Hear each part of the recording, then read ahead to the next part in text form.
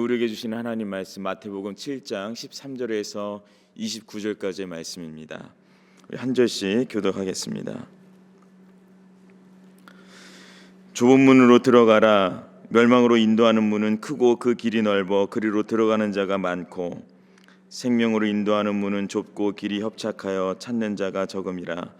거짓 선지자들을 삼가라. 양의 옷을 입고 너희에게 나아오나 속에는 노략질하는 일이라. 그들의 열매로 그들을 알지. 가시나무에서 포도를 또는 엉겅퀴에서 무화과를 따겠느냐.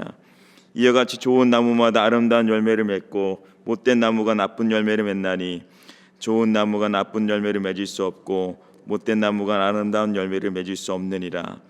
아름다운 열매를 맺지 아니하는 나무마다 찍혀 불에 던져지느니라. 이러므로 그들의 열매로 그들을 알리라. 나더러 주여 주여 하는 자마다 다 천국에 들어갈 것이 아니요 다만 하늘에 계신 내 아버지의 뜻대로 행하는 자라야 들어가리라. 그날에 많은 사람이 나더러 이르되 주여 주여 우리가 주의 이름으로 선지자 노릇하며 주의 이름으로 귀신을 쫓아내며 주의 이름으로 많은 권능을 행하지 아니하였나이까 하리니 그때 내가 그들에게 밝히 말하되 내가 너희를 도무지 알지 못하니 불법을 행하는 자들아 내게서 떠나가라 하리라.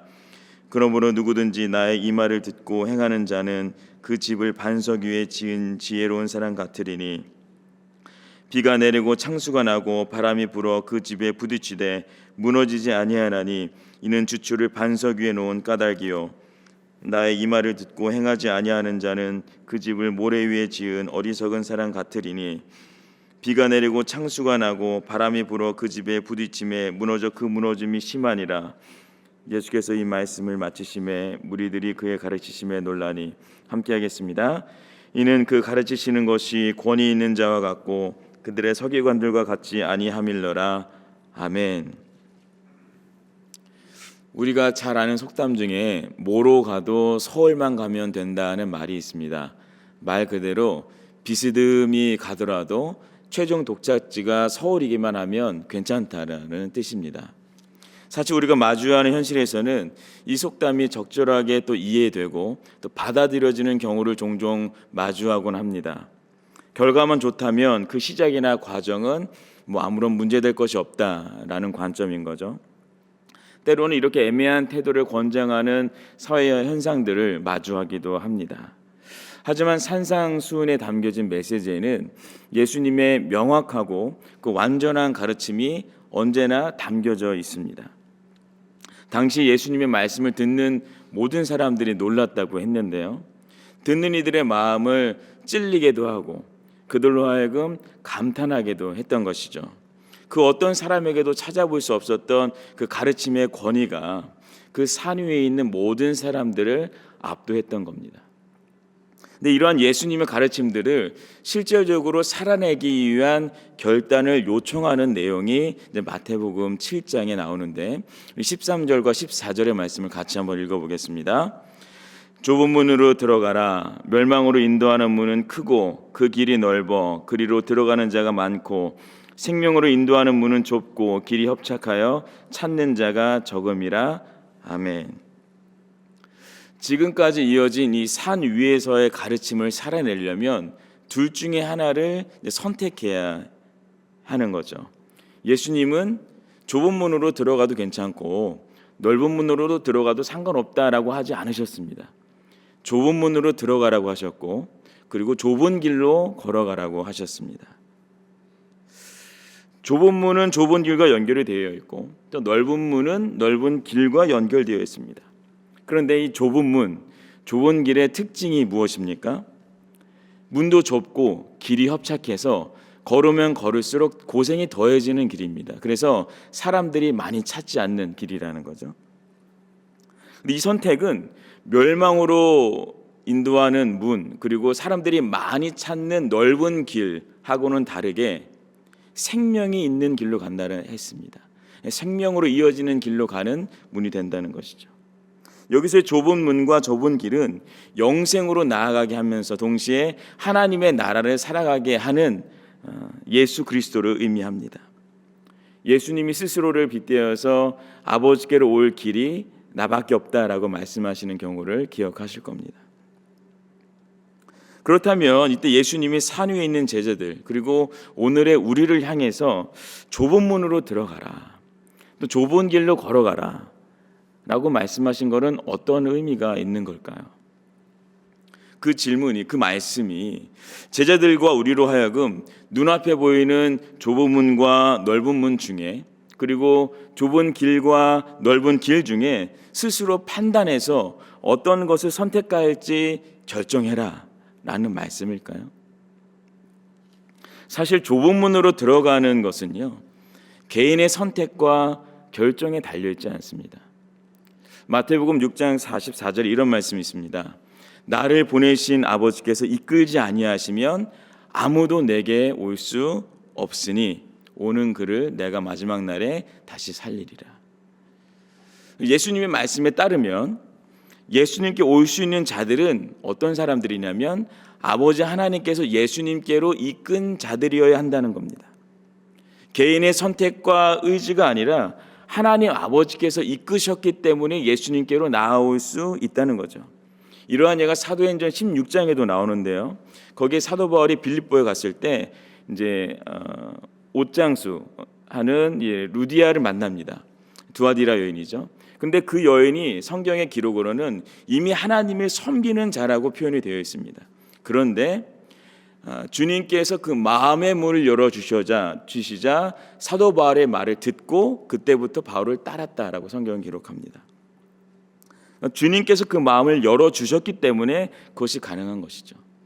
이러한 사건 말고도 성경에 기록된 예수님을 만난 자들 그리고 예수님을 따른 자들은요, 그들의 선택과 결정 같았지만 그들의 선택과 결정이 아니라 하나님의 선택과 부르심이 먼저였다라는 것을 분명하게 증거하고 있습니다.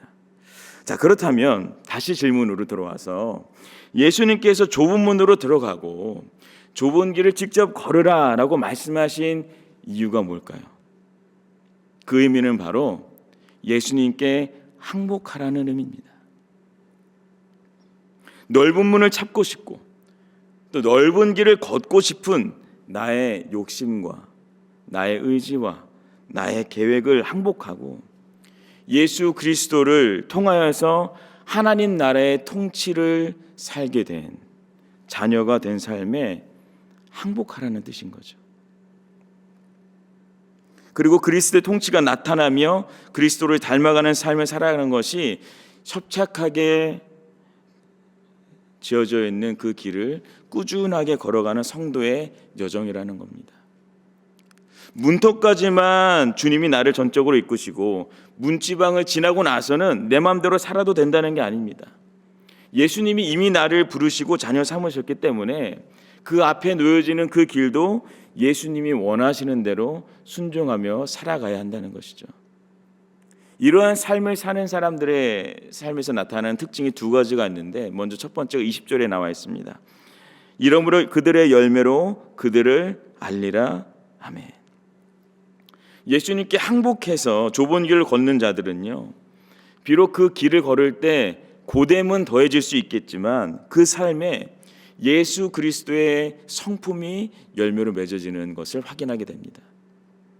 아무리 주여 주여 외치면서 그 이름의 권세를 사용하려 한다 하더라도 예수 그리스도께서 걸어가신 그 길을 따르지 않는 자들에게서 발견할 수 없는 그 주님의 일하심이 나타나는 것이죠. 왜냐하면 주님께 항복한다는 것은요, 내가 이제 그 삶을 포기한다는 게 아니라 이제 스스로가 아닌 주님이 일하시는 인생을 살겠다는 고백이거든요.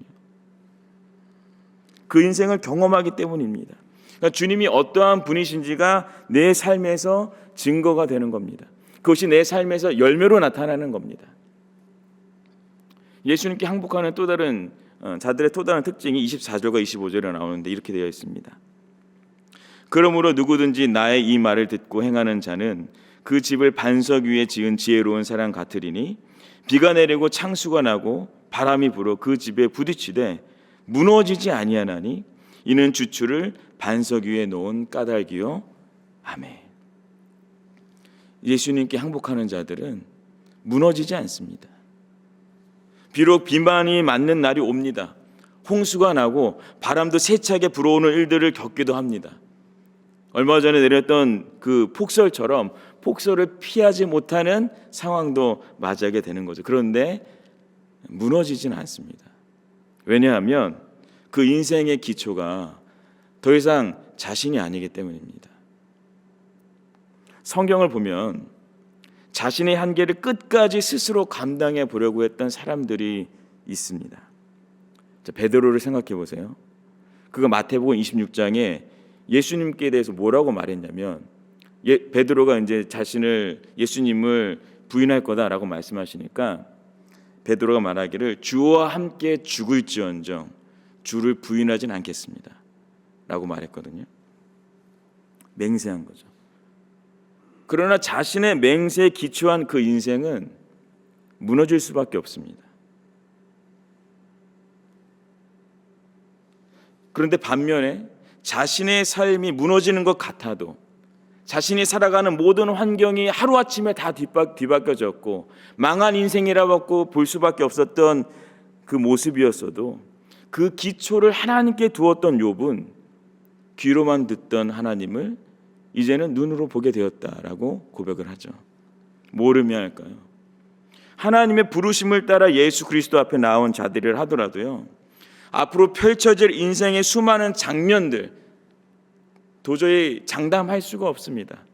어떻게 흘러갈지, 어떻게 감당해내야 될지, 어떻게 대응해야 될지 그 누구도 알 수가 없는 거죠. 하지만 적어도 그 여정을 지나면서 확인할 수 있는 것이 하나 있습니다.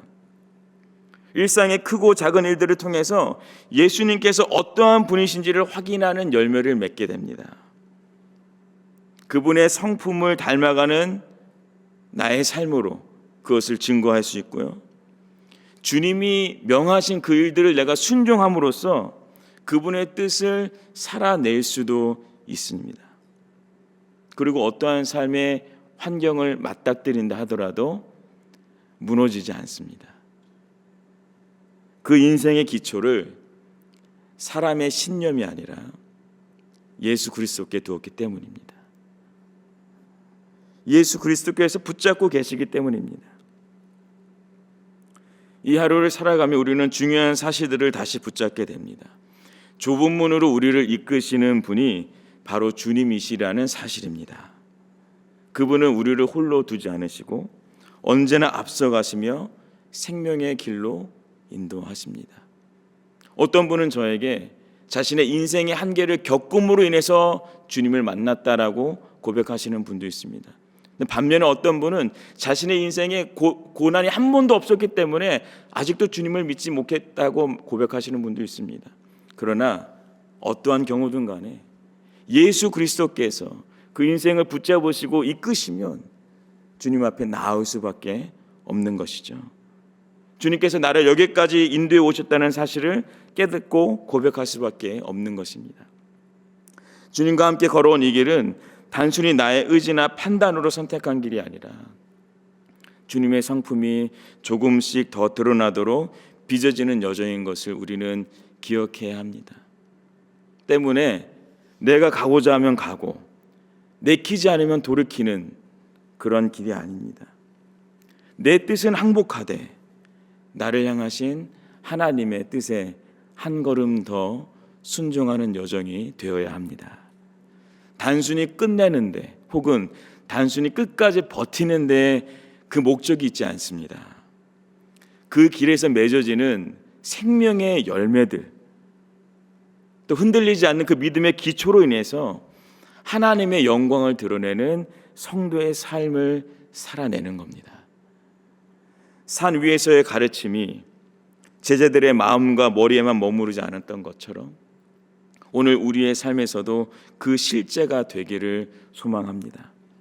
담대함으로 지어진 이 길을 걸을 때 주님이 인도하시는 그 좁은 길 위에서 말씀을 삶으로 살아내며 더욱 주님을 닮아가는 여정을 기쁨으로 감당하시길 예수님의 이름으로 축복합니다.